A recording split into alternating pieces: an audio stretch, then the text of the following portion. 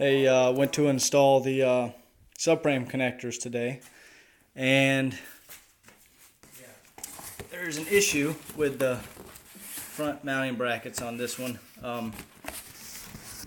You can see the holes do not line up. So if I put this bolt through, it doesn't line up with that hole. If I try to put it through here, it doesn't line up.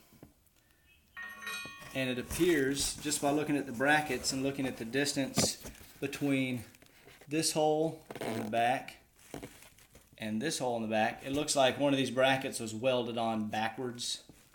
And this one's not welded, so it would have to be this one. This one looks like it was actually, yeah, this one was welded. Now on the other side, it's on there correct.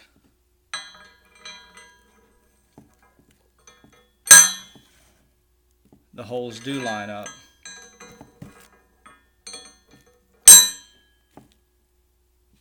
So, and there's no instructions that came with it, but basically looks like I have 3 long bolts, and they go on one. Well, I have 6 bolts, and then some of these short ones.